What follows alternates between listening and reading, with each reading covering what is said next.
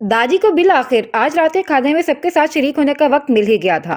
सभी तजस्सुस से मरे जा रहे थे, लेकिन उनकी शख्सियत का जाहो जलाल ऐसा था कि लब कुशाई की कोई जुर्रत नहीं कर पा रहा था। खाने से फारिग होकर वो गर्म पानी वाले पेतल के छोटी देगची में हाथ डबोने लगे।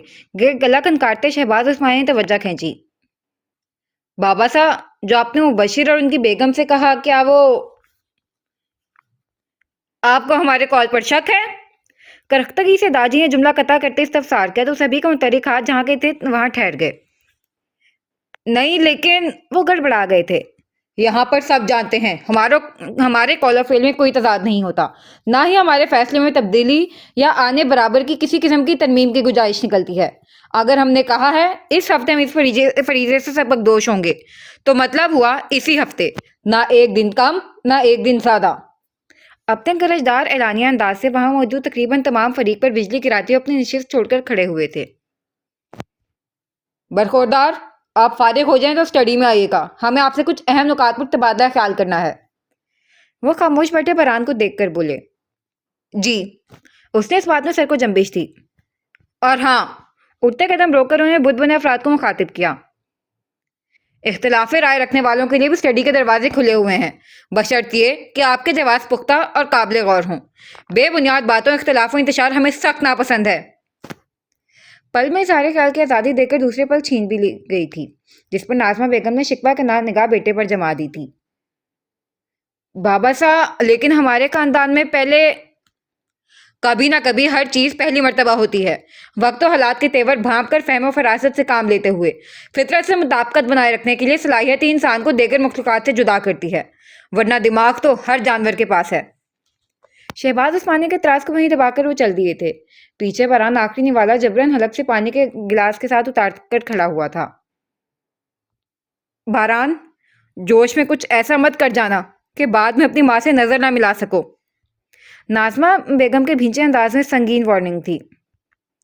मैं गलत नहीं हूँ मासा, आप फिक्र नहीं करें। वसूख से कहकर वो तेजी से वहां से निकल गया था। शदीद हैरत बेयकीनी के आलम में वो माहौल की खुनकी और तुबत की परवाह किए बगैर इस शराबी अंदाज में नीम अंधेरे लॉन में बिना किसी गर्म जैकेट या शॉल के चक्कर काट रहा था, लेकिन झुंझुना उठा जहन था कि यकबस्ता खुली फिजा में आकर भी इंतशार पर काबू नहीं पा सका था। दाजी ने किस हमवार और पुरवजन अंदाज में मुद्दा बल्कि मलबा उस पर डाल दिया था। वो जवाबी कार्रवाई में लसानी बरान उस्मानी हकदक खड़ा का खड़ा ही रह गया था, दोनों सुलगती कनपटियों को कभी सर्द उंगलियों से फैलाता हुआ वो थके अंदाज में संगी में बेंच पर बैठ गया था। हर सू पहले धुंध ज़दा अंधेरे के राज को मुस्तरिब आंखों से देखते उसने बालों को मुट्ठी में भरा था। इस मसले पर आवाज बुलंद करते उसे कतई तवक्को नहीं थी ये उसी के गले का तौक बन जाएगी। जबड़े भींच कर आंखें मूंदते एक मरतबा फिर स्टडी का मंजर उसकी निगाहों में घूमने लगा था, दाजी के भारी लहजे की गूंज के साथ।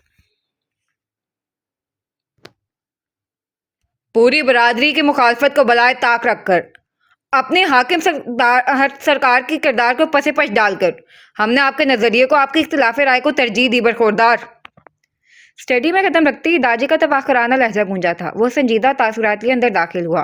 दाजी रह के करीब सफरनामे के कितार पर निगाह फेर रहे थे। इसमें कोई दो राय नहीं है कि हम एक रिवायती किस्म के सख्त गिर सरदार हैं।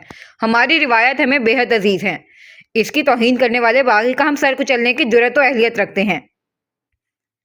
अलामा शिबली नुमानी का सफरनामा सफर मिस्र और रोम शाम लेकर सफाकियत से कहते हुए वो मुड़े, लेकिन मौदब खड़े बारान के वजीह चेहरे पर ढूंढने से भी कोई तासुर ना पाकर मुबिन सा मुस्कुराते हुए जाकर अपने रॉकिंग चेयर पर रुखदराना अंदाज में विराजमान होते टेबल से चश्मा उठाकर मगरूर नाक पर धरा। चौंका, माजी में एक मरतबा हमने भी किसी रिवायत से बगावत की थी, जिस पर बजाय हमारे लिए संगीन सजा का इंतखाब करने के हमारे बड़ों ने हमारे मुदलिल कौल को अमलन साबित करने का मौका दिया था। आज हम उनके इस इकदाम को रिवायत की हैसियत से तस्लीम करते हुए वो मौका आपको देना चाहते हैं। क्या आपको मंजूर है? तमहीद का जाल बिछाते उन्होंने इस्तफसार किया। मैं समझा नहीं। नाफहमी के बल बड़े वाजे थे उसकी फराक पेशानी पर। वो वाकई उनके पेचीदा अल्फाज की पहेली में अचानक अपना किरदार समझ नहीं पाया था। इतने समझदार हैं आप बरखुरदार, इतनी आसान सी बात आपकी समझ नहीं आ रही, हैरत है। हनूज अवराक उलटते उन्होंने बनावटी तासुफ का इजहार किया। ہم واقعی نہیں سمجھے۔ اگر آپ کو ہمارے پوائنٹس ویلڈ لگتے ہیں، آپ انہیں سپورٹ کرنا چاہتے ہیں، تو اس میں آپ کو ہماری منظوری کیوں درکار ہے؟ کچھ گڑبڑ محسوس کرتے اس نے خود کو صاف طور پر آگے کی کارروائی سے یہیں علیحدہ کر دینا چاہا، جس پر داجی نے کچھ چونکر چشمے کے نیچے سے اس کے تاثرات کو جانچا کہ وہ واقعی پنہا پیغام سمجھ نہیں پایا، پہلو تہی کر رہا ہے۔ یہ بھی صحیح ہے، حتمی فیصلہ تو خیر ہمارا ہی ہوگا، لیکن آپ کم از کم اس انقلابی تبدیلی کے اہم کردار کے متعلق تو جاننا چاہیں گے نا، یعنی وہ شخص جسے ہم نے منتخب کیا ہے۔ میں یہاں کسی کو زیادہ جانتا نہیں، اور نہ ہی اس معاملے میں میری رائے اور رضامندی اتنی اہمیت رکھتی ہے۔ ماسا، بابا سا اور دیگر کا پہلے جاننا زیادہ ضروری ہے۔ وہ بھی انہی کا پوتا تھا، مچھلی کی طرح پھسلتا وہاں سے یہ جا ہونے کے پر تول رہا تھا، جو داجی کی خوب سمجھ آ رہی تھی۔ تبھی وہ کتاب سامنے ٹیبل پر رکھ کر کھڑے ہوئے۔ ہم نے کہا تھا برخوردار، صرف زبانی کلامی انقلابی باتوں سے انقلاب نہیں آتے۔ انقلاب لانے کے لیے اپنے خون جگر سے بغاوت کی لو جلانی پڑتی ہے، اپنے قول کو عمل سے ثابت کرنا پڑتا ہے، اور پھر اسی طرح ثابت قدمی سے ٹکے رہنا پڑتا ہے، ورنہ کھوکھلے بڑے بڑے دعوے تو ہر چار کی محفل میں ایک لازمی کرتا ہے، جس پر کان کوئی نہیں دھرتا۔ نپے تلے موضوع لہجے کا الفاظ کا انتخاب کر انہوں نے خوب اس کی انار و جرأت کو للکارا تھا۔ داجی، ہم بہرحال عثمانی، باغی ہونے کے لیے بے باک اور بے خوف و خطر ہونا پڑتا ہے۔ جو راستہ آپ اوروں کو دکھا رہے ہیں اس پر خود چلیں اور اوروں کو مثال دیں، اور وہ مثال بننے کے لیے آپ کو میراث عثمانی سے عقد ثانی کرنی ہوگی۔ جس عزت مقام میں تحفظ کا آپ دعویٰ کر رہے ہیں وہ دینا ہوگا۔ اور داجی، میں اس کی سماعت پر یکے بعد دیگرے داجی نے ایسے دھماکے کیے تھے کہ اس کا مضبوط اعصابی نظام ابھی تک ابھر نہیں پایا تھا۔ کتنا برا لگ رہا ہے، انتہائی درجے کے ذہین فتین، معاملہ فہم و فخر خاندان عثمانی کے چشم و چراغ باران سا کو یوں تاریک گوشے میں فکر و علم کو تنہائی کا ساتھی بنا دے۔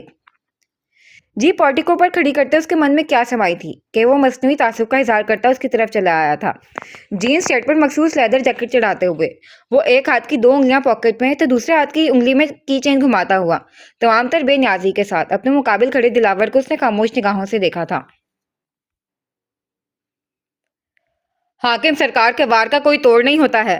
پھڈا کرنے سے پہلے اگر تنہائی میں غور و خوض کرتے تو بلا شبہ افاقہ ہوتا، لیکن اب پچھتاوے کا کیا فائدہ جب چڑیاں چگ گئیں کھیت۔ لاپرواہی سے شانے جھاڑتے اس نے جیکٹ کی جیب میں ہاتھ ڈالے۔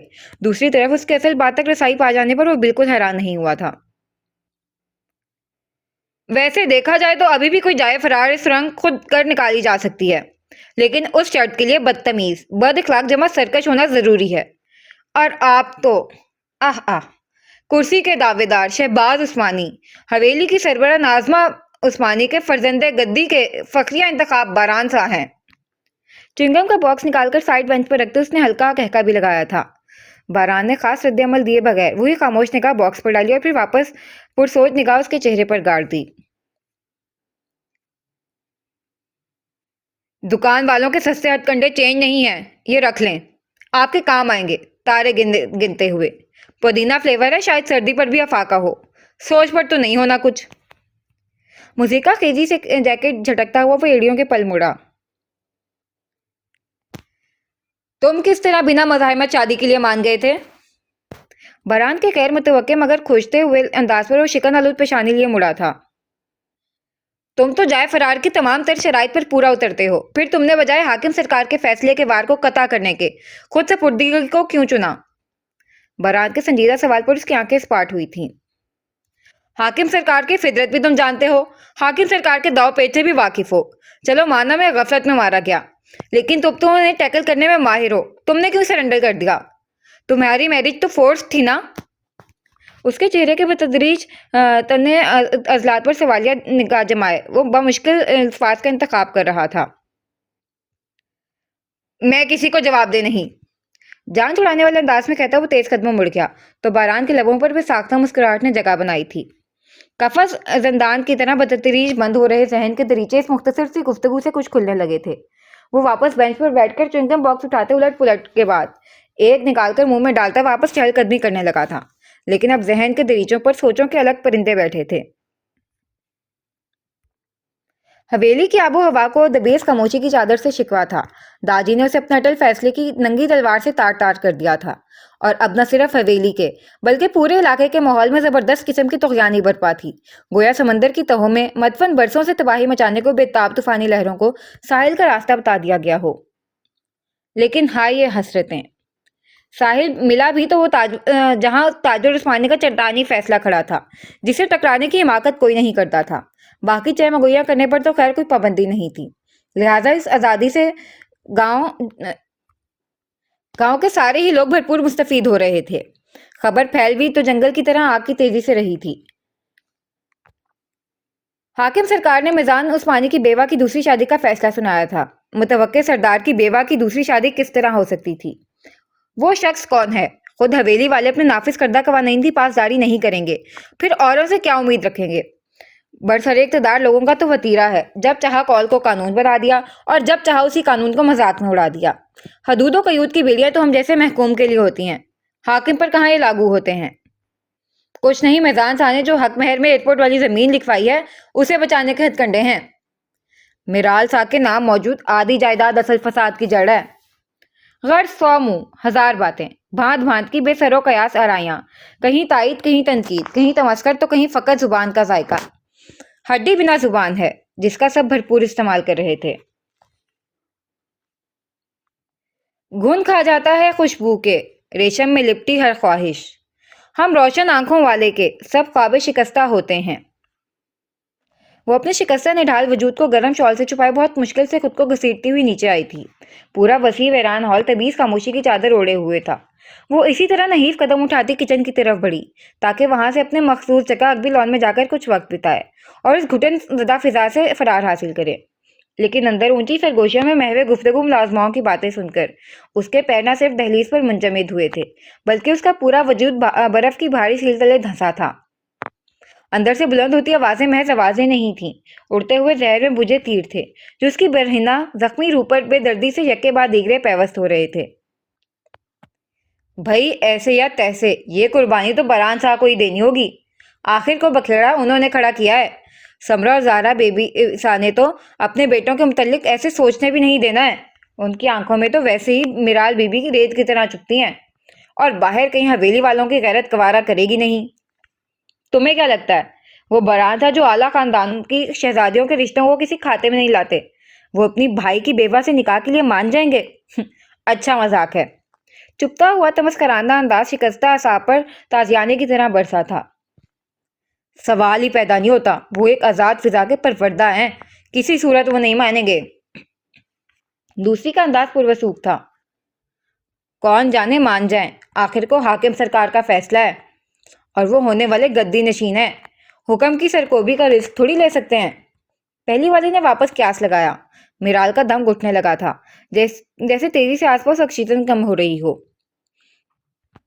انہیں یہاں کی کسی چیز میں کوئی دلچسپی ہی نہیں، میں نے تو یہ بھی سنا ہے وہ بہت پہلے ہی دستار قبول کرنے سے صاف انکار کر چکے ہیں۔ دوسری نیچے آواز میں پھسپھسائی۔ ایسا تھا تو پھر انہوں نے اتنا بڑا مدعا ہی کیوں اٹھایا؟ مزراب بی بی کی وجہ سے، وہ آئے دن ہنگامہ کھڑا کرتی ہیں نا، یہ ایسا کیوں، وہ ویسا کیوں۔ ارے بیوہ ہے، بیوہ کی طرح نہیں رہے گی تو شہزادیوں کی طرح لشکاریں ماریں گی؟ بتاؤ پہلے، کوئی انوکھی بیوہ تو ہے نہیں وہ جو ایسی زندگی گزار رہی ہیں۔ بیوہ بھی وہ جس نے عین رخصتی سے 2 دن پہلے سہاگ کھو دیا۔ یہ تو حویلی والوں کا ظرف ہے جو انہیں سر آنکھوں پر رکھتے ہیں، ورنہ باہر کی بے حس دنیا تو بدبخت، ہر ماں نصیب، سبز قدم ہونے کے دل شکن تانوں سے ایسی لڑکیوں کا جینا حرام کیے رکھتے ہیں۔ ویسے بولنا تو نہیں خیر نہیں چاہیے، میرال بی بی ہے تو دل کی بہت اچھی، لیکن نصیب کو انتہائی منحوس پایا ہے بیچاری نے۔ پیدا ہونے سے پہلے ماں بیوہ ہوگی اور رخصتی سے پہلے خود، اور اب اتنا بڑا فساد کھڑا ہو گیا ہے، نہ صرف حویلی میں بلکہ پورے علاقے میں۔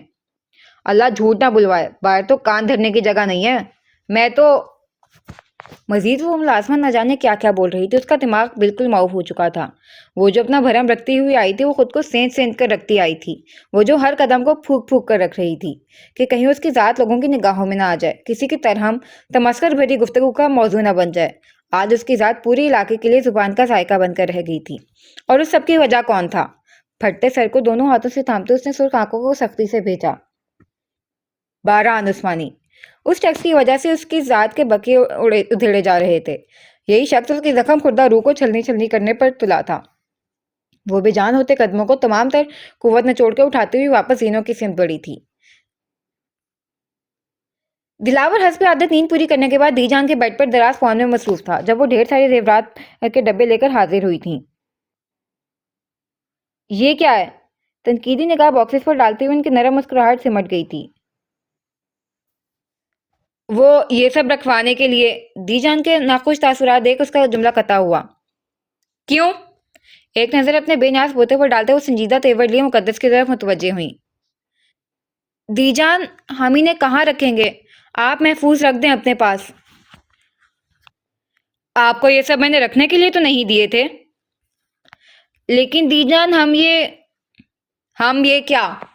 آپ کو زیور دیتے ہوئے بتایا تھا نا انہیں آپ کو روزانہ استعمال کرنا ہے۔ آپ انہیں رکھنے آ گئی ہیں؟ بتاؤ ذرا، آپ کی شادی کو ابھی دن ہی کتنے ہوئے ہیں؟ یہی تو دن ہوتے ہیں سجنے سنورنے کے۔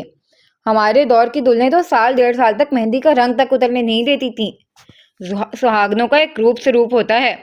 بھلا آج کل کی دلہنیں ولیمے کے دوسرے دن سے ہی سر جھاڑ منہ پھاڑ لیے گھومتی ہیں، لیکن ہماری حویلی میں آج بھی ان چیزوں کو اہمیت دی جاتی ہے۔ دیکھیں خود کو ذرا آپ درپن میں، نہ کلائیوں میں چوڑیاں، نہ پیر میں پائل، نہ کوئی ساز سنگھار۔ بھلا سہاگنیں ایسی ہوتی ہیں؟ اس کے سادہ حلیے پر پہلے بھی دی جان متفکرانہ اعتراض کر چکی تھیں، لیکن آج دلاور کی موجودگی میں تفصیلی روشنی ڈالنے پر وہ خفت کے مارے سرتا پاک کندھار ہو گئی تھی۔ دی جان، وہ ہمیں عادت نہیں ہے۔ وہ منمنائی تھی، جس پر دلاور کو ہنسی آ گئی تھی۔ تمہیں ہنسی کس لیے آ رہی ہے؟ تم کچھ کم نہیں ہو۔ دی جان کے توپوں کا رخ اس کی جانب ہوا۔ میں نے کیا کیا ہے؟ وہ بھنچکایا تھا۔ تم کچھ کر نہیں رہے، اسی کا تو رونا ہے۔ تم دلچسپی لوگے تو وہ دلچسپی لے گی نا، تمہارے لیے تو تیار ہوگی وہ، لیکن یہاں تو آوے کا آوا ہی بگڑا ہوا ہے۔ دی جان نہ جانے جس جھونک میں تھیں آج۔ جی؟ سیدھا ہوتے اس نے آنکھیں پھاڑ کر دی جان پھر دی جان کی بچی کو دیکھا۔ یہ سارا ملبہ گھوم پھر کر میرے سر کیوں آن گرتا ہے؟ وہ اس الزام کو قبول کرنے کو ذرا روادار نہیں تھا۔ خیر، آج کے بعد میں آپ کو ایسے نہ دیکھوں، اور اگر یہ دوبارہ مجھے ایسے نظر آئے تو بات مت کرنا تم مجھ سے۔ مقدس کو سرزنش کرتے ایک دھمکی انہیں دلاور کو بھی چپکائی تو وہ بلبلا اٹھا۔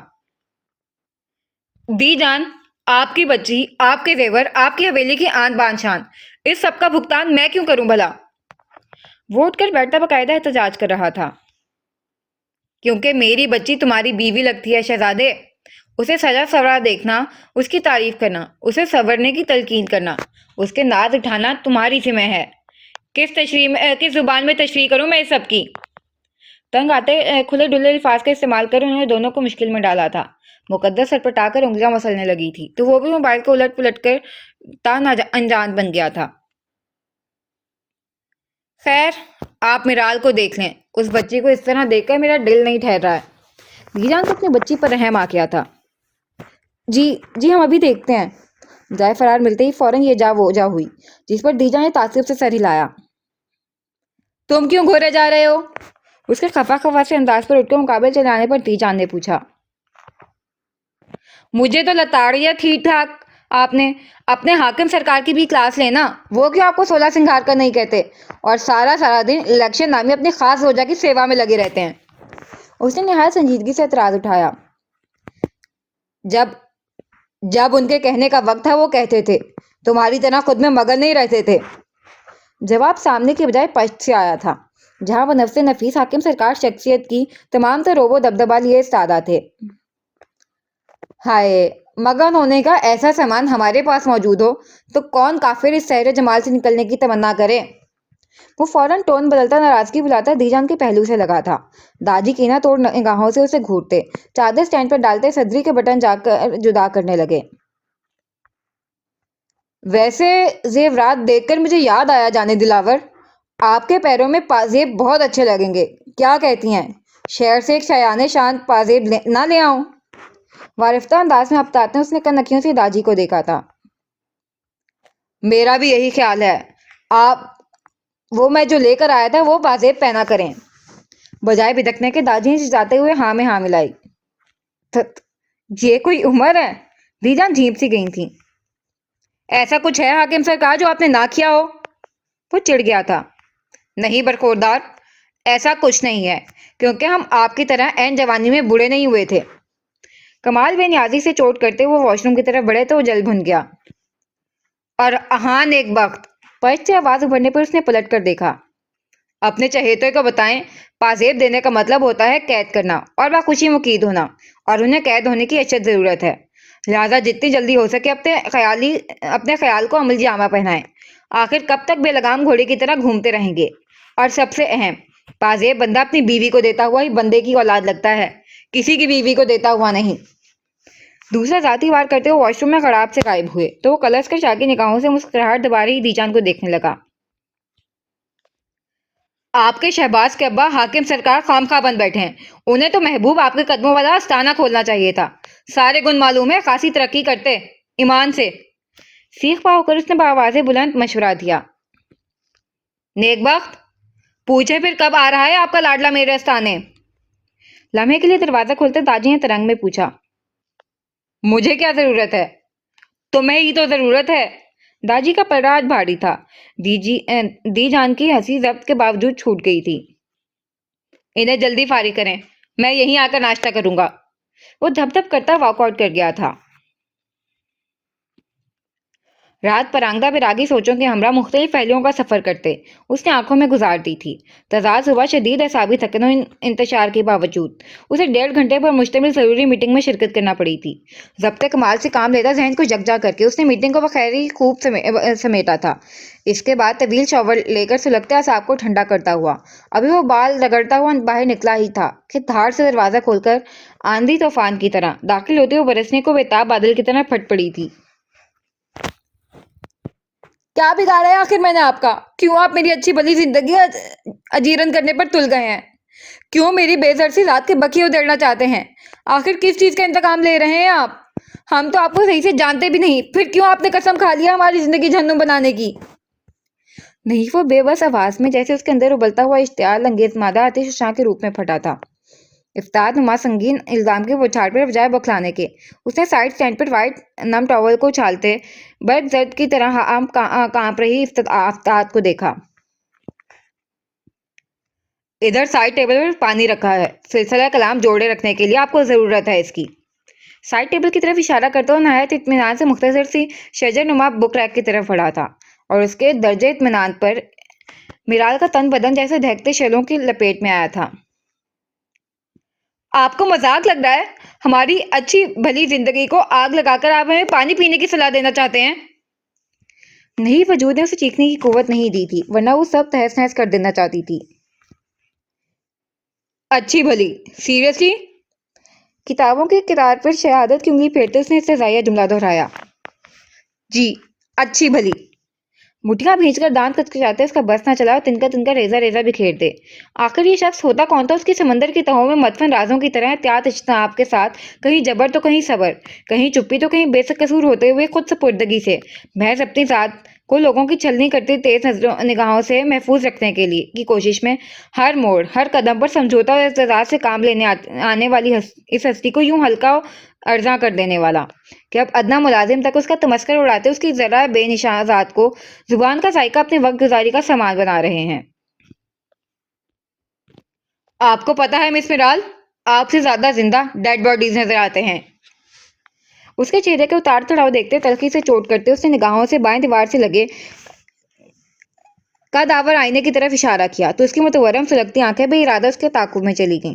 شیکان آلود ہلکے گندمی رنگ کے جھولتے ہوئے شلوار قمیض میں خزاں رسیدہ پتے کی طرح کامتا ہوا نازک و کمزور سراپا، آنکھوں کے نیچے طویل رت جگہ کی چغلی کھاتے سیاہ ہلکے زرد سوکھے سرسوں کے پھول سے چہرے کے گرد بے ترتیب لٹوں کا ہالہ، زیبائش سے نابلد ناک، کان، ہاتھ پیر، سر سے پیر تک جھولتے بڑے سے سیاہ چادر میں لپٹی کھڑی وہ واقعی کوئی زندہ لاش لگ رہی تھی۔ خد و خال اپنے اجاڑے ہیں، وگرنہ یوں تو میں حسینہ تھی، مجھے آتا تھا مائل کرنا۔ اپنا جائزہ لیتی سب کیوں کم مائگی کے شدت آور احساس نے اس کے اندر سر اٹھائے سرکش جذبات کو حذف کر لیا تھا۔ وہ مٹھی میں چادر لپیٹی بری طرح انگلیوں کو چکرنے لگی تھی جو بے جان ہو رہے تھے۔ غلط کہا میں نے؟ بھاری آواز پر ہڑبڑا کر اس نے آنسوؤں کے پوچھ سے بھاری نگاہ بمشکل سامنے اٹھائی جہاں وہ واپس ریک کی طرف متوجہ تھا۔ کیا لگتا ہے مس میرال آپ کو؟ بہت مہان ہیں آپ۔ میزان کے نام اپنی بقیہ ساری زندگی ضائع کر کے مثال قائم کریں گی آپ۔ لوگ آپ کو آئیڈیلائز کریں گے، انفلوئنس ہوں گے آپ سے۔ اب بات کو قطعی رخ دیکھ کر وہ سینے پر بازو لپیٹے چند قدم کا فاصلہ سمیٹ کر جواب طلب نگاہوں سے اسے دیکھنے لگا، جس کا تمتماتا چہرہ دھواں دھواں ہو رہا تھا۔ میں نے ایسا کب کہا؟ احتجاج میں چیخ پڑنے کی اس کی خواہش دکھ و صدمے سے بھیگ کر لغزش کا شکار ہوئی۔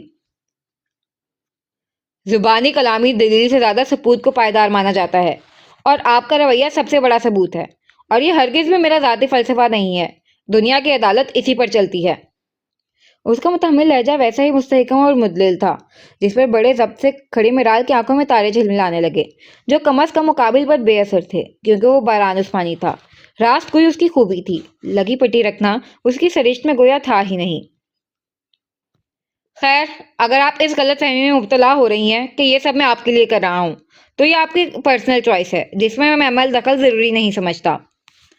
بے پرواہی سمیٹے وہ اس پر سے نگاہ کیا، رخ ہی موڑتا ریک سے موٹی سی کتاب نکال کر اوراق کی گردانی کرنے لگا۔ پوری قوت سے مٹیاں بھینچتے آنکھوں کو میچ کر اس نے وہاں جمے اس کی کمزوریاں عیاں کر رہے آنسوؤں کو پلکوں کی اوٹ سے بے دخل کر دیا تھا۔ پھر ایک طویل سانس اندر کھینچ کر تمام تر ہمت کو متجمع بھی نہیں تو کبھی مستاق کے گویا ہوئی۔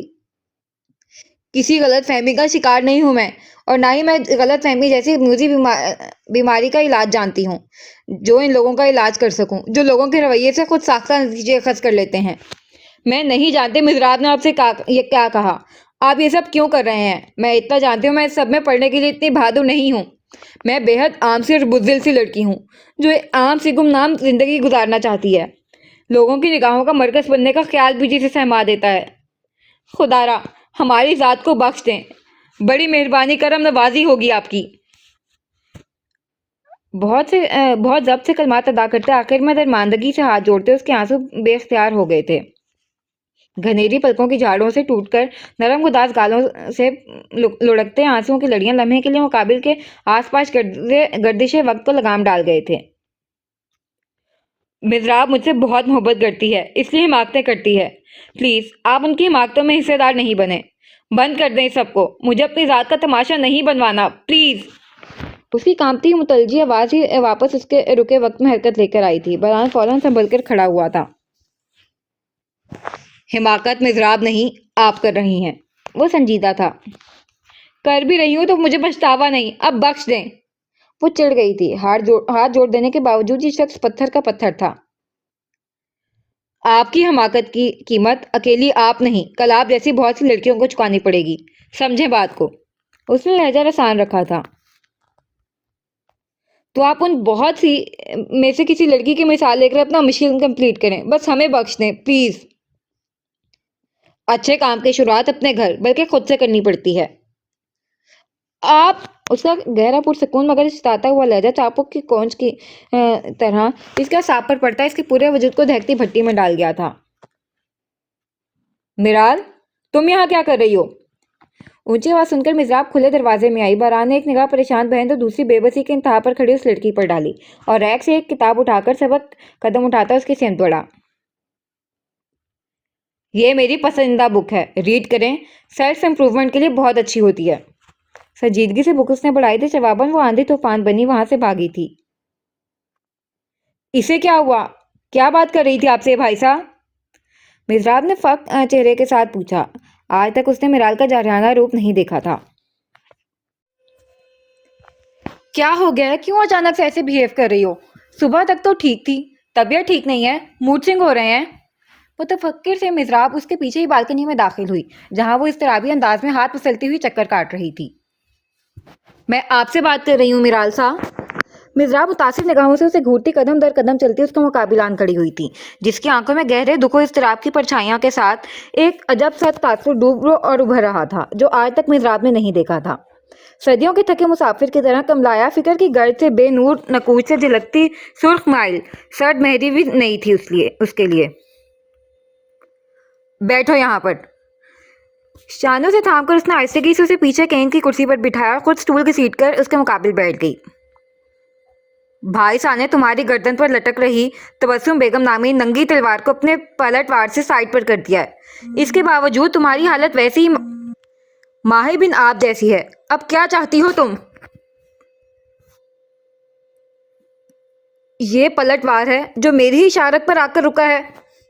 गमों गुस्से से अंदर बरपा तलातुम उसकी आवाज़ में अजनबियत की तपिश बनकर शामिल हुआ था। मिराल, इंतहाई गलत सोच रही हो तुम। मिज़राब शाकी हुई थी। अच्छा सोचने का इसमें कोई पहलू निकलता भी नहीं है मिज़राब। मेरी किस्मत कभी भी मुझ पर बहुत ज़्यादा मेहरबान नहीं रही है। ना ही मैंने कभी अपनी किस्मत से ज़िद बांधने की, जंग छेड़ने के ख्याल को अपने जहन में एक सानिया के लिए भी जगह दी है, क्योंकि मैं जानती हूँ मैं इतनी बाहिम्मत नहीं हूँ। इसलिए जो मिलता है मैं कनात से कबूल कर लेती हूँ। तकदीर के फैसलों से बगावत के लिए बुलंद इरादों की संगलाक दीवार बनना पड़ता है, जिससे टकराकर किस्मत के फैसले भी पलट जाएं, जो मुझ में नापैद है। इस हकीकत से आगाही के बावजूद पेशरफ्त हिमाकत होगी जो मैं नहीं करना चाहती। सर से पैर तलक अनदेखी आग जलती हुई वो पहली बार यूं बेख्तियारी में अपनी बेबसी को अल्फाज देती हाँपने लगी थी। मिज़राब दम साध कर उसे देखने लगी, जो सख्ती से आंखें नीचे अब खुद से महवे जंग लरस रही थी। मिराल, मैं तुम्हारी कैफियत समझती हूँ, आसान नहीं है ये सब, लेकिन क्या यही कहोगी ना कि इसके अलावा कोई चारा नहीं है? उसने सुलगती हुई इस्तेज़ाइया आंखें खोली। मिज़राब लब पैवस्त कर गई थी। हाँ, मैं उमानी के साथ नहीं जाना चाहती, लेकिन अगर यहाँ के मकीनों के पास सिवाय इसके कोई हल नहीं तो ठीक है, मैं उमानी के साथ चली जाऊंगी। ज़ब्त की हदूद को छूते हुए अल्फाज नहीं, कड़कती हुई बिजली थी जो मिसराब के असाब पर गिरी थी, जिससे उसके हवास मफलूज हो गए थे। वो लड़खड़ाकर पीछे हटती फटी फटी बेयकीन आंखों से उसे देखने लगी, जिसका स्पाट चेहरा किस कदर अजनबी लग रहा था, फासले पर खड़ा धुंध लाओ शनासी की रमक से बेबहरा। तुम मिज़राब आपको दीजां याद कर रही हैं। वो मुंतशिर असाब को यकजा करती कुछ बोल नहीं लगी थी कि मुकद्दस ने नरमी से उसके शाने पर हाथ रखा। आप जाएं, हम हैं। शाने पर हल्का सा दबाव डालकर उसने नाजुक सूरत हाल का एहसास दिलाया तो वो तेजी से भीगती आंखों को छुपाती हुई निकलती चली गई। बैठ जाएं। नरम सी आवाज़ में मुकद्दस ने खाली कुर्सी की तरफ इशारा किया तो वो खाली खाली बेनूर निगाहों से उसे देखने लगी, जैसे वो अपने हवासों में नहीं हो। दिल में गुबार रखने से बस घुटन ही बढ़ती है, कह देने से दर्द कम होना हो शिद्दत कम हो जाती है। उसकी नरम कलाई को गिरफ्त में लेते मुकद्दस ने गम गुसार की तरह उसकी बेकल रूह को सहलाया तो उसकी नरम गिरफ्त में मुकीद अपनी जर्द कलाई को देखने लगी। मैं थक गई हूँ मुकद्दस, बहुत थक गई हूँ। बहुत देर के बाद उसका थकन से चूर लहजा उभरा था। इंसान का थक जाना फितरी है, हम कोई मशीन थोड़ी हैं जो थके भी ना। उसके पिघलाते अंदाज पर उसकी आंखें डुबडुबाई थीं। मैंने आज तक मिज़राब से इस तरह बात नहीं की। वो मेरे अल्फाज से बहुत हर्ट हुई है। वो अपने गुदार से तीली की बेतरतीब लकीरों में किस्मत की तदबीर तलाश कर रही थी। जज्बात बेख्तियार हो जाएं जब, तो उन्हें बहा देना ही बहादुरी है और अपनों की खास बात होती है। वो हमारी जहनी कैफियत समझ भी जाते हैं। वो मुबहिम से अंदाज में मौके की मुनासबत से अपना किरदार अदा कर रही थी। जवाबन खामोशी की परत दरमियान में जमने लगी थी, जिसमें उसकी जहनी हालत के पेश नज़र मुकद्दस ने बिल्कुल भी मुखल होने की कोशिश नहीं की थी। बिलाखिर तवील होती खामोशी की चादर में उसकी शिकस्त खुर्दा खोई खोई सी आवाज़ ने दरार डाली। मैं हमेशा से बेहद आम सी लड़की रही हूँ मुकद्दस, लेकिन वो आम लड़की नहीं, जिसकी ख्वाहिशों का जहाँ इस कदर वसी होता है कि हदूदो क़यूद का कहीं अमल दखल ही नहीं होता, जो हकीकत के इंतहाई करीब रहकर भी अफसानवी कहानी से मुशाबहत रखती हुई ख्वाबों की दुनिया सजाती है, बल्कि वो आम लड़की जो ख्यालों की दुनिया में भी एहतियात को पहली तरजीह देती है। एक दब्बो बुज़दिल सी लड़की जिसका बस एहतियाती बुलंद दीवारों की कैद में अपने ज़ात को समेटने रखने पर ही चलता है। आसमान की बुलंदियों को छूने के ख्वाब, सितारों की तरह चमकने की ख्वाहिश, दुनिया के सामने अपने नाम बनवाने का जुनून, अपनी ज़ात काबिल रश्क बनाने का फतूर, दुनिया फतह करने की बड़ी बड़ी बातों का ना ख़त्म होने वाला ज़ख़ीरा, ऐसी तरक्की और इनकलाबी सोच का गुजर भी जिसके तज़फ्फुर से मुमकिन नहीं। एक ऐसी आम लड़की थी और हूँ मैं। बड़े होकर क्या बनना है, जैसे प्राइमरी स्कूल के कॉमन से सवाल का जवाब भी जिसका डॉक्टर इंजीनियर प्रोफेसर नहीं होता, क्योंकि मेरे हर सवाल का जवाब हर तलाश की मंजिलों मरकज़ एक साहिबा था, मजबूत साहिबा, ऐसा साहिबा जिसके होते मेरी माँ साहब बेफिक्र होकर सोएं, खुलकर मुस्कुराएं, ज़िंदगी के रगों को अपना हक समझकर कशीद करें। वो कहते हैं ना, शऊर की दहलीज पर कदम रखते ही अगर आप किसी चीज़ की शदीद कमी या ज़्यादती महसूस करते हैं, फिर वो चीज़ आपकी ज़ात का मरकज़ बन जाती है। آپ کی شخصیت راست یا بالواسطہ طور پر اسی کی تلاش یا فرار کے تعاقب پر پروان چڑھتی ہے۔ دونوں ہتھیلیوں کو جوڑ کر وہ زخم خوردہ سا مسکرائی تھی۔ ضبط لازم کی شاید تمام تر کوشش رائیگاں گئی تھی۔ برداشت کا ہر بند ٹوٹ گیا، تبھی وہ بکھر کر اپنا غبار نکالنا چاہتی تھی۔ مقدس نے بھی ایک بہترین سامع کا کردار ادا کرتے اسے روکنے کی کوشش نہیں کی تھی۔ آنکھیں کھولتے ہی میں نے خود کو 3 ہستیوں کی تمام تر محبت و توجہ کا مرکز پایا جو مجھے بے حد عزیز رکھتے تھے، جن کی پہلی ترجیح میں تھی، نانو، نانا اور ماسا۔ اس تکون پر میری دنیا شروع ہو کر ختم ہو جاتی تھی۔ ایک چھوٹی سی بچی چاہتی بھی کیا ہے؟ محبت، توجہ، لاڈ اٹھانے، ضد پوری کرنے والوں کا ہجوم، ان 3 ہستیوں کا ہجوم ہمہ وقت میرے گرد لبیک کہنے کے لیے جمع رہتا تھا۔ ان تینوں سے میری دنیا مکمل تھی۔ میں خود کو دنیا کی خوش نصیب ترین بچی تصور کرتی تھی، جس کے پاس 3 نخرے اٹھانے والے، جان لٹانے والے، ہر خواہش پر لبیک کہنے والی ہستیاں تھیں۔ لیکن کچھ ہوش سنبھلے ارد گرد غور کیا تو معلوم ہوا لوگوں کے پاس اور بھی اہم رشتے ہیں۔ سب سے اہم بابا، جو عام بچوں کے لیے نانوں کی پریوں والی کہانی کے جن کی طرح ہوتے ہیں، مانگتے ہی اس چیز کو حاضر کر دیتے ہیں۔ گو کہ مجھے بھی کبھی انکار سننے کو نہیں ملا تھا۔ شہزادی تھی میں نانوں کی، اتنی بڑی حویلی کی، لیکن پھر بھی تشنگی نے میرے ننھے سے دل میں جگہ بنائی تھی، جیسے خلا بننے سے قبل ہی ان تینوں نے زائل کر دیا اپنی موجودگی سے۔ میں سب بھول بھال کر واپس اپنے میں مگن ہو گئی۔ بچپن کی سلونی یادوں نے اس کے پپڑی زدہ لبوں پر نرم سی بھولی بسی مسکراہٹ بکھیر دی تھی، یقیناً بھیگی چشمے تصور سے ان مناظر کو دہرا رہی تھی۔ پھر شاید منظر بدلا تھا، خوبصورت مسکراہٹ کسی بددعا کی طرح سمٹ کر یاسیت میں ڈھل گئی تھی۔ پھر ایک دن نانوں کو کسی کو بتاتے ہوئے سنا کہ میں پیدا بھی نہیں ہوئی تھی، کسی زمینی فساد میں میرے بابا سا جاں بحق ہو گئے۔ بابا سا کے خاندان والوں کی ماسا کو رکھنے میں دلچسپی نہ دیکھتے ہوئے نانو ماسا کو لے آئی۔ ان لوگوں نے پھر پلٹ کر خبر نہیں لی۔ اس رات میں پہلی بار روئی تھی۔ سمجھ نہیں آ رہا تھا مجھے کہ اتنا کیوں رونا آ رہا ہے، لیکن میرا اختیار نہیں تھا۔ پورے 5 دن تک میں بخار میں تپتی رہی تھی۔ اس دوران ماما سا نانا کی جان جیسے لبوں پر آئی تھی۔ انہیں اپنے لیے اس قدر پریشان دیکھ میرا ننھا دل ایک مرتبہ پھر بہل گیا تھا۔ پھر گزرتے وقت کے ساتھ شعور کے زینے طے کرتے ہوئے میں نے اپنی 2 قیمتی اثاثے پہ پے در پے کھوئے، پہلے نانا اور پھر نانو۔ ماسا اکیلی ہو گئی، بالکل اکیلی۔ اس سے پہلے میں نانو سے آس اٹھاتے ہوئے نانا کے ساتھ کھیتوں پر ڈنڈیوں پر بے فکری سے کھیلیاں کھیلتے ہوئے کبھی غور ہی نہیں کیا تھا، یا میں اتنی سمجھدار ہی نہیں تھی۔ وجہ جو بھی تھی، میں نے اپنی ماسا کو نوٹس کرنا شروع کیا تو محسوس ہوا وہ کس قدر تنہائی کا شکار ہیں۔ نانو کی اتنی بڑی حویلی، زمین جائیداد کے معاملے، نوکر چاکر، سب کی ذمہ داری خوش اسلوبی سے تنہا پوری کرتے ہوئی وہ پور تھک کر نڈھال ہو جاتی تھیں۔ پھر بھی ان کی راتیں اکثر کتابوں کے اوراق لٹتے ہی گزرتی تھیں، نیند کو بہلاتے ہوئے، لامتناہی فکر و افکار سے تھکے ماندے اعصاب کو سہلاتے ہوئے گزرتی تھی۔ دولت کی ریل پھیر، ملازمین کی کثیر تعداد، مال زر، عیش و عشرت کا ہر سامان موجود تھا۔ نہ معاش کی تلاش میں انہیں بھٹکنے کی ضرورت تھی، نہ کسی اور ضرورت کے لیے۔ پھر بھی پل بھر کا سکون انہیں میسر نہیں تھا۔ آنکھوں میں ایک مستقل بے کل سی خاموشی کا ڈیرا، چہرے پر گمبھیر سنجیدگی کی پرت۔ وہ اخلاقاً مسکراتی بھی تھیں تو لگتا تھا کوئی بوجھ اٹھا رہی ہیں، جبر کر رہی ہیں، ہر کام میں حد سے زیادہ احتیاط، جیسے ایک اندیکھے خوف کا حصار ہمہ وقت وہ اپنے گرد موجود محسوس کرتی ہوں۔ غرض واہم و خدشات کا ایک نہ ختم ہونے والا سلسلہ ان کے ساتھ چلتا تھا۔ تضاد، باقاعدہ کاغذی طور پر ہر چیز میں برابر کی حصے دار ہونے کے باوجود ممانی کے مقابل ان کا ایک محکوم کی طرح برتاؤ کرنا، انہیں مطمئن کرنے، انہیں خوش کرنے کے لیے اپنے ساتھ اکثر ناانصافی کر جانا۔ ممانی مالکن تھی تو ماسا کی اہمیت اس حویلی میں ایک نگران کار جیسی تھی، جو سال میں ایک مرتبہ کینیڈا سے مشکل 1-1.5 ہفتے کے لیے آئی اپنی مالکن کو پوری ذمہ داری اور ایمانداری سے باضابطہ رجسٹر کھول کر پائی کا حساب دیتی تھیں۔ ممانی فطرتاً سخت و طنزیہ جملہ اچھال بھی دیتی تو بجائے کچھ کہنے کے پھیکا سے مسکرا دیتی تھیں۔ وہ مناظر مجھے احساس دلاتے تھے میری ماسا کس قدر اکیلی و بے بس ہیں، کیوں وہ سینت کر خود کو رکھتی ہیں۔ ان لمحوں میں بے صاحب و بانی کم مائگی کا احساس میرے اندر شدت اختیار کر جاتا تھا۔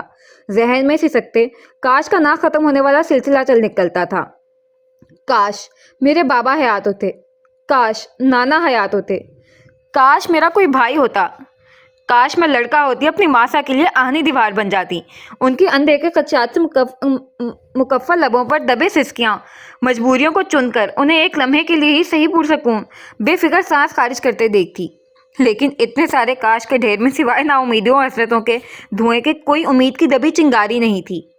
شعور کی دہلیز پر قدم رکھتے ہی مجھ سے متصادم ہوا۔ بے صاحبانے کا اذیتناک احساس آکاش بیل کی طرح میری روح میں اپنی جڑیں مضبوط کرتا جا رہا تھا، اور میں کچھ نہیں کر پا رہی تھی، کچھ بھی نہیں۔ آنکھیں موند کر بے بسی کی عملی تفسیر بنا چہرہ آسمان کی جانب اٹھاتے ہارتے ہوئے جواری کی طرح اس نے طویل سانس خارج کی تھی۔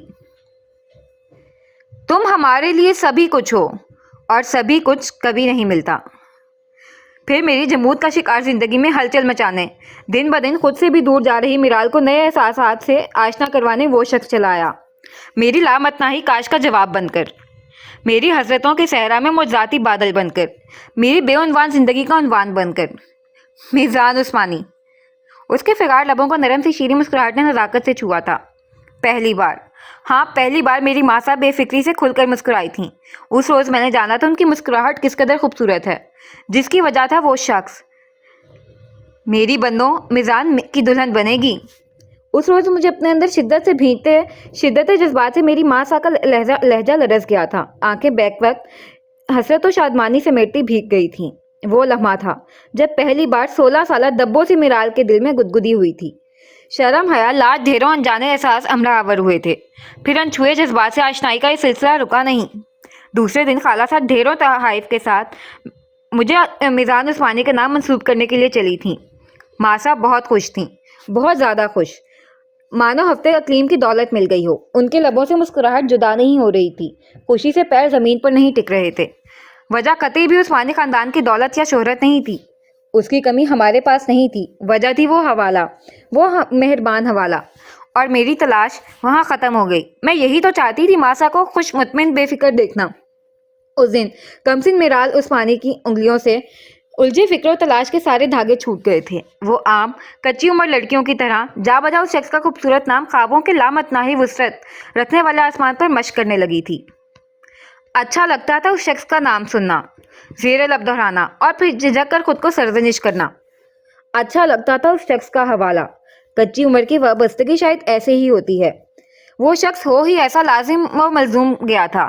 ماسا کی ہر ذکر میں وہ مسکراہٹ بن کر شامل ہوتا تھا۔ ماسا کی آدھی ذمہ داریاں تو بن کہیں اس نے بانٹ لی تھیں۔ جب دل کرتا وہ بہانے بہانے سے حویلی میں آ دھمکتا تھا۔ ماسا ہر بار یوں ہی خوشی سے بوکھلا جاتی جیسے 29ویں کا چاند نکل آیا ہو۔ وہ جب بھی حویلی آتے تھے میں کونے کھدرے تلاش کرنے لگتی تھی۔ ماسا ملازمین مجھے ڈھونڈ کر تھک جاتے، اکثر ماسا ڈانٹ بھی پڑ جاتی کہ کم از کم سلام ہی کر لیا کرو، لیکن میں کیا کرتی، ان کے نام سے ہی میری حالت غیر ہونے لگتی تھی۔ FSC کے امتحانات دینے کے ان کے ساتھ جاتے جتنی حماقتیں میں نے کی تھیں شاید ساری زندگی میں نہ کی ہوں، وہ میری بوکھلاہٹ سے محظوظ ہوتے تھے، اور میں اپنی حماقتوں پر تنہائی پر خود کو ملامت ہی کر پاتی تھی۔ FSC کے امتحانات کے دوران ماسا کی حالت گری گری سی رہنے لگی تھی۔ ڈاکٹر سے رجوع کیا تو معلوم ہوا دل کا عارضہ ہے۔ انہوں نے علاج کے بجائے رخصتی کا ذکر چھڑا دیا۔ میں بہت روئی تھی، لیکن ماسا مطمئن تھیں۔ ان کا کہنا تھا وہ مجھے مضبوط ہاتھوں میں محفوظ دیکھنا چاہتی ہیں، اور میرے لیے عثمانی حویلی اور میزان عثمانی کے حوالے سے زیادہ محفوظ کوئی جگہ نہیں ہے۔ ماسا کی ضد کے آگے مجھے ہتھیار ڈالنے پڑے، کیونکہ مرض علاج کی حدود سے تجاوز کر چکا تھا، اور پھر سب ختم ہو گیا۔ پیروں تلے فرش مخمل کی طرح بچھی مہربان زمین بھی چھن گئی، سر پر سایہ فگن شفیق آسمان بھی سرک گیا، اور وقت نے تہی دامہ دفاعی قوت سے یکسر نابلد میرال عثمانی کو شعلے اگلتی زمین آگ برساتے آسمان کے بیچوں بیچ لا پٹکا۔ سورج کا آئینہ دھندلا ہوا تو پھر وقت کے ساتھ چاند چہروں کے خد و خال بگڑ جاتے ہیں۔ شدت غم میں بھی زندہ ہوں تو حیرت کیسی، کچھ دیے تند ہواؤں سے بھی لڑ جاتے ہیں۔ جینے کی خواہش تو مر ہی چکی تھی، مرنے کی دعا مانگنے کا حوصلہ تک جس کے پاس نہیں تھا۔ اس میرال عثمانی کو خالہ صاحب نے اپنے مہربان آنچل میں سمیٹا، اسے اپنی حویلی کی مضبوط چھت دی، اسے محبت کرنے والے رشتے دیے، مضراب جیسی غم گسار دوست دی، جان جیسی چھاؤں دار شجر سے شخصیت سے ملوایا۔ کس کی بدولت؟ میزان عثمانی کے حوالے کی بدولت، اس شخص کے نام کے توسط سے۔ اور میں یہ حوالہ نہیں کھونا چاہتی، کسی قیمت پر نہیں، کسی صورت نہیں۔ مجھے کسی انقلابی مہم کا حصہ نہیں بننا، مجھے گمنام رہنا ہے اس حوالے کے ساتھ جو میری ماسا کو بے حد عزیز تھا، جو میری 25 سالہ زندگی کے سب سے خوبصورت ترین لمحوں کی وجہ رہا۔ میں اس نام سے اس حوالے سے دستبردار نہیں ہو سکتی۔ شاید لوگ مجھے احمق کہیں، بزدل کہیں، سب منظور ہے، کیونکہ میں بزدل ہوں، احمق ہوں، بے حد عام سی ہوں، ایکسٹرا آرڈنری جیسا کچھ بھی نہیں ہے مجھ میں۔ پلکوں کی اوٹ میں پھسل آئے کچھ بوندوں کو سورج سے گلابی پھولوں پر سمیٹتی وہ بڑے حوصلے سے مسکرائی تھی۔ مقدس نے بہت نرمی سے آگے بڑھ کر اسے ساتھ لگایا۔ ناسور، درد، زخم، تپش، سوز و اضطراب، سامان 100 طرح کا دل مختصر میں ہے۔